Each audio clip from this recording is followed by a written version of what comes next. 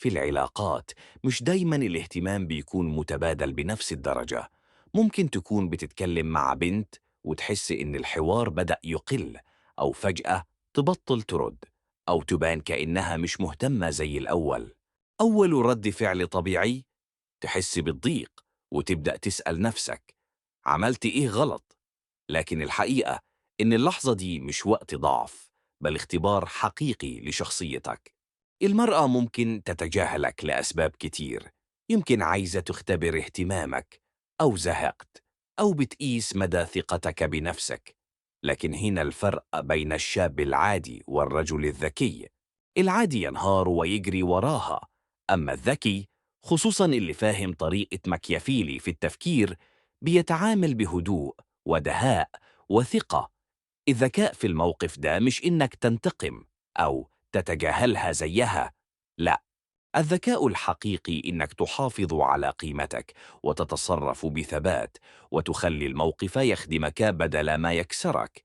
وهنا بنبدأ مع استراتيجية مكيافيلية في 10 نقاط هتعلمك إزاي تتصرف بذكاء لما تتجاهلك المرأة وتخرج من الموقف أقوى مما كنت.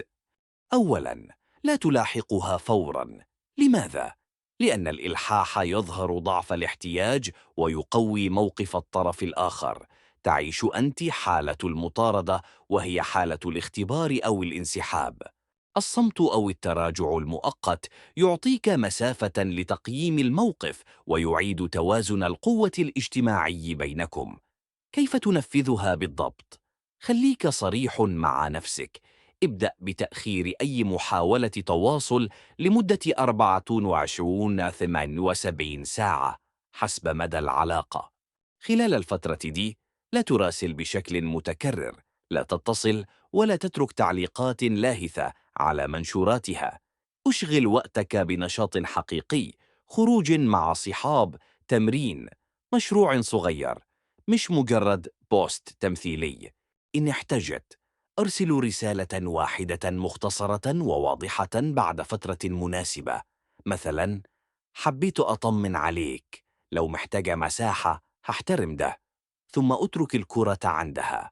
أخطاء لازم تتجنبها: إرسال رسائل متتالية أو مكالمات متكررة، نشر محتوى نصي يظهر احتياجك أو الشكوى المباشرة عنها، محاولة استدراجها عن طريق أصدقاء مشتركين، ده يقلل من احترامك.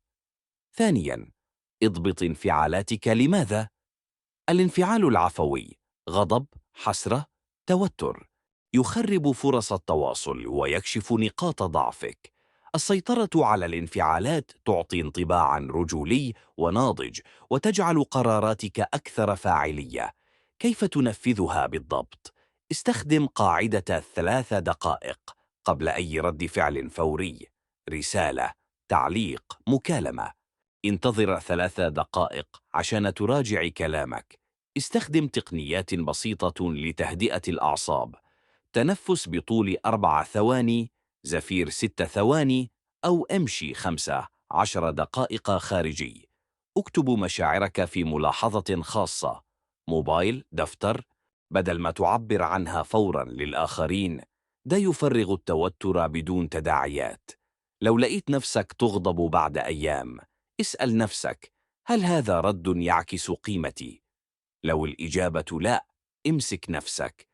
أخطاء لازم تتجنبها: الانفجار بكلام جارح أو اتهامات: أنت بتلعبي بيا. محاولات إرسال آخر رسالة درامية لتجعلها تشعر بالذنب: فرصة فعالة قصيرة الأجل، لكنها تدمر الاحترام. الانحدار لمقارنة أو فضفضة علنية على السوشيال ميديا. ثالثاً، ارفع من مستوى حياتك. لماذا؟ النجاح الشخصي والاهتمام بحياتك أكبر مغناطيس للانتباه والاحترام. لما تشغل نفسك بتحسين ذاتك، بتقلل نقاط الضعف وبتزيد ثقتك، وده تأثير عملي ومباشر على طريقة تعامل الآخرين معك. كيف تنفذها بالضبط؟ قائمة سريعة للأولويات، أسبوعية. 1. لياقة صحة، تمرين 3 مرات بالأسبوع. 2. مهارة تعلم ساعة يومياً. 3. علاقات خروج مع صديق مرة في الأسبوع. حط هدف صغير قابل للقياس خلال 2 أسابيع، مثلاً قراءة فصل من كتاب مهني، إنجاز مشروع صغير، تعلم وصفة جديدة. طور مظهر خارجي عملي، قصة شعر مرتبة، ملابس نظيفة ومناسبة، نظافة شخصية. مش لازم تكلف كتير، الاتزان يكفي. شارك نشاطاتك إما بصورة أو ستوري، لكن بطريقة طبيعية، مش لزيادة التظاهر. الهدف تظهر أنك مش متوقف على ردة فعل شخص واحد. أخطاء لازم تتجنبها. تحول نشاطك كله لعرض على السوشيال ميديا. المحتوى المصطنع يبان.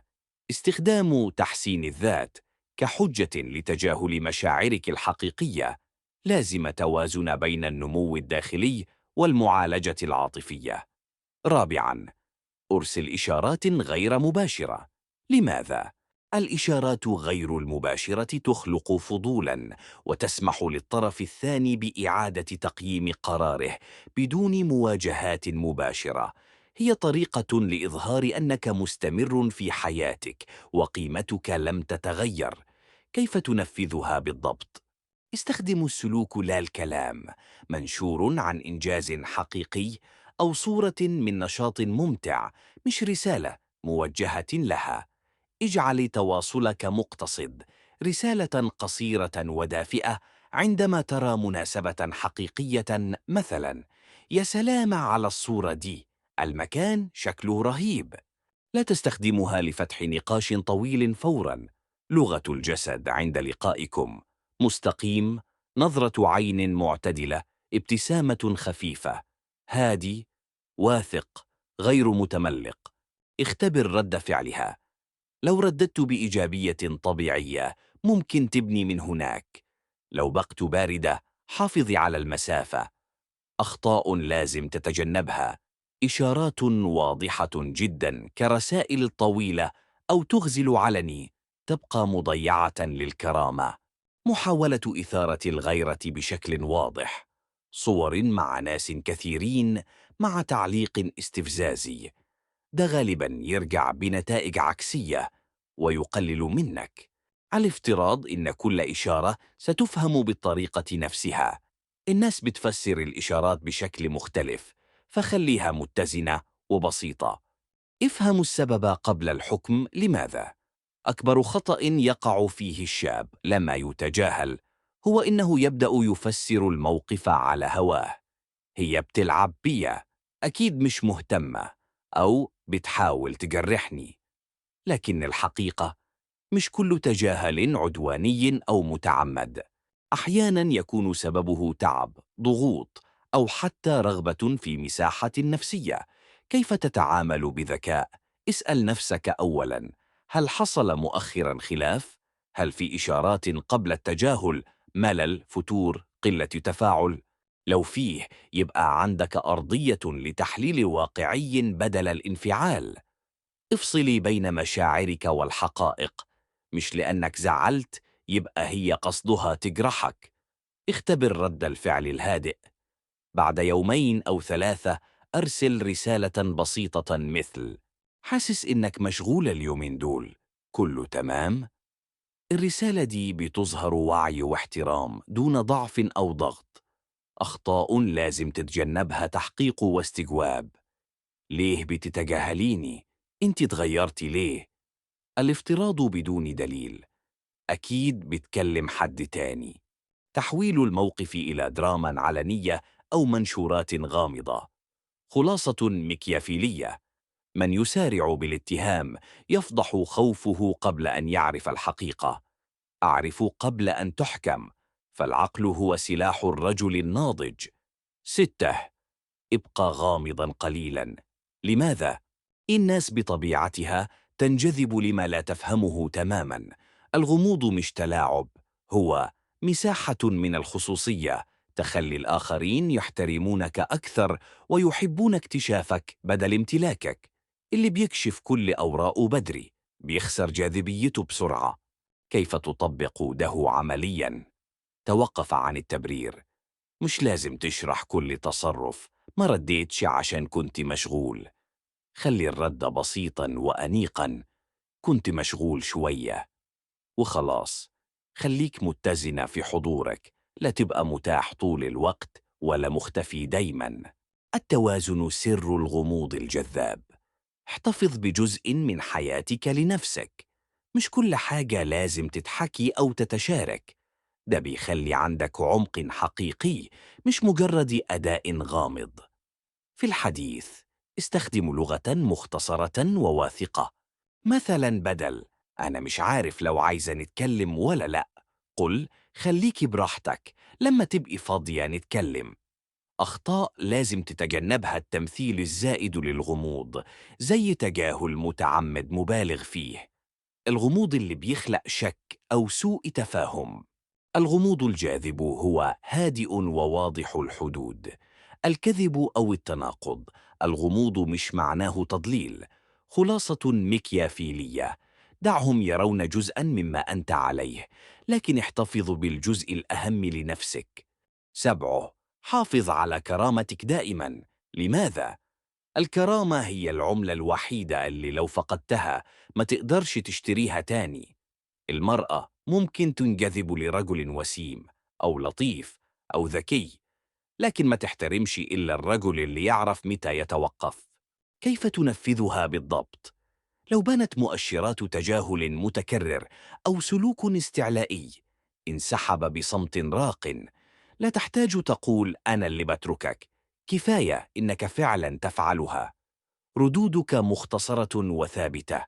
تمام، براحتك، ما في مشكلة، بس بدون نبرة غضب أو استهزاء. في اللقاءات العامة حاملها بود طبيعي، بدون تجنب طفولي ولا لهفة. ده بيوري إنك متصالح مع نفسك مش متألم. ذكر نفسك، كرامتك مش هدية للآخرين، دي حماية لقيمتك الذاتية. أخطاء لازم تتجنبها الدخول في جدال لإثبات إنك مش ضعيف. القوة ترى لا تشرح. نشر بوستات غامضة عن الخيانة أو الجفاء. إرسال رسائل وداع درامية. من يحترم نفسه لا يحتاج خطاب وداع. خلاصة ماكيافيلية. الرجل الذي لا يعرف حدوده سيتحول من قائد إلى تابع دون أن يشعر. 8. احترفوا فن التوقيت. لماذا؟ الفرق بين الرجل الذكي والرجل العاطفي هو التوقيت. العاطفي يندفع باللحظة، بينما الذكي ينتظر اللحظة المناسبة ليحدث أكبر تأثير بأقل مجهود. في العلاقات، متى تتكلم أهم من ماذا تقول. كيف تطبق ده عملياً؟ اقرأ الإشارات الزمنية. لاحظ إن كانت في مرحلة توتر أو انشغال. اختيار وقتها السيء يجعل رسالتك تهمل حتى لو كانت صادقة. ارجع فقط لما تكون مستعدا نفسيا. لا تبادر بالتواصل لمجرد إنك اشتقت، بل عندما تكون واثق إنك قادر تحافظ على اتزانك مهما جاء الرد. ابدأ خفيفا. أول تواصل بعد فترة صمت لا يكون دراميا، بل بسيطا، مثل صادف إني شفت حاجة فكرتني فيك. اترك أثرا ولا تطيل البقاء.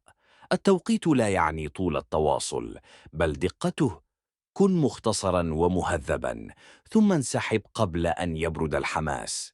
أخطاء لازم تتجنبها العودة في لحظة ضعف فقط لتطلب اهتماما. المبالغة في الانتظار حتى تنسى تماما. محاولة ضبط التوقيت بشكل مفتعل. البساطة أهم من الحساب الزائد.